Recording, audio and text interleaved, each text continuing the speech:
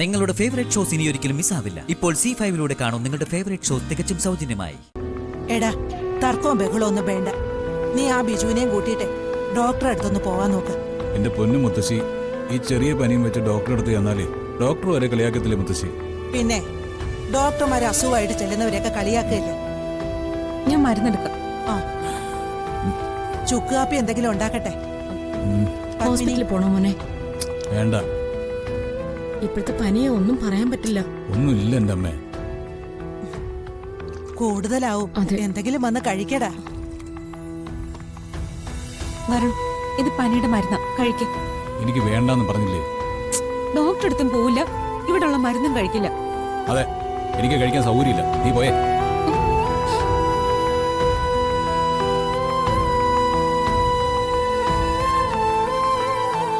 എന്താടാ ഇത്? കൊച്ചുകുട്ടികളെ പോലെ ഒരു വാശി. അച്ഛാ, എനിക്ക് ഒന്നുമില്ല. എനിക്ക് ഭക്ഷണം കഴിക്കാൻ തോന്നുന്നില്ല, അതുകൊണ്ട് വേണ്ടാന്ന് പറഞ്ഞു. ഇതിപ്പോ എല്ലാരും കൂടി ഇത്ര വലിയ പ്രശ്നമാക്കണോ? ഈ കുടുംബത്തിൽ ഇത് വലിയ പ്രശ്നമാണ്. നിനക്കിപ്പോ മരുന്ന് നിഷേധിക്കാൻ എന്താ കാരണം? അതൊന്ന് കേൾക്കട്ടെ.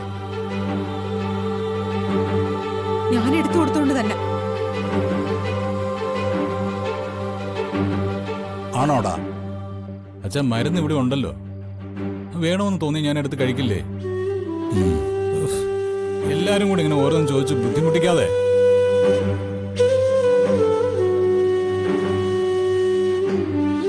അച്ഛാ, ഒന്ന് കിടന്നുറങ്ങി കഴിഞ്ഞാൽ തീരുന്ന കാര്യമുള്ളൂ.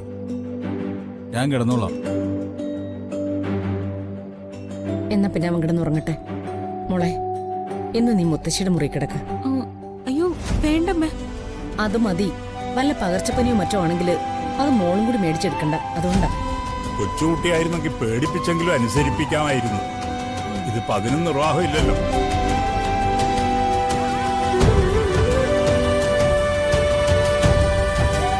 ഞാൻ വന്നോളാം. മോളി ചെല്ലേ. ചെല്ലേ.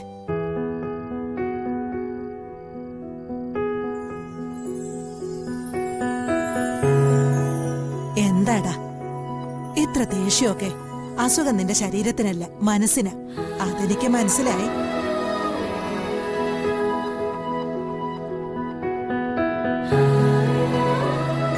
നമ്മൾ പ്രതീക്ഷിക്കുന്നൊന്നും നടക്കില്ല മുത്തശ്ശി. എന്തു പറ്റി മോനെ? ഞാനേ ഇന്ന് അഡ്വക്കേറ്റിനെ കണ്ടിരുന്നു, റെയിങ്കി ആയിട്ടുള്ള ഡിവോഴ്സിന്റെ കാര്യത്തിന്. കൃത്യമായ കാരണമില്ലാതെ ഡിവോഴ്സ് അനുവദിച്ച് കിട്ടില്ല എന്നാണ് അവർ പറയുന്നത്. ഇനി അവളായിട്ട് എൻ്റെ ജീവിതത്തിൽ നിന്ന് ഇറങ്ങി പോവാതെ എനിക്കൊരു ജീവിതമില്ല. വിഷമിക്കല്ലേടാ, ഈ കോടതിയൊന്നും അല്ലല്ലോ. ദൈവത്തിന്റെ കോടതിയിലല്ലേ എല്ലാത്തിനും പരിഹാരം നിർദ്ദേശിക്കാൻ. എനിക്ക് മടുത്തു മുത്തശ്ശി, എനിക്ക് മടുത്തു. എല്ലാം കൂടി ആലോചിക്കുമ്പം തലയ്ക്ക് വല്ലാത്തൊരു കനം. ഈ ചൂടും ജലദോഷമൊക്കെ അങ്ങനെ വന്നത്.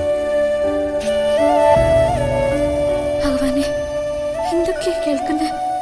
ഡിവോഴ്സോ? അത് നടക്കില്ലെന്ന് പറഞ്ഞു നന്നായി. ഞാനിപ്പോ ആർക്ക് വേണ്ടിയോ പ്രാർത്ഥിക്കേണ്ടത്? പ്രിയനിക്ക് വേണ്ടിയോ അതോ വരുണിന് വേണ്ടിയോ? ഡൗൺലോഡ് ചെയ്യൂ C5 ആപ്പ്. കാണൂ എല്ലാ എപ്പിസോഡുകളും സൗജന്യമായി.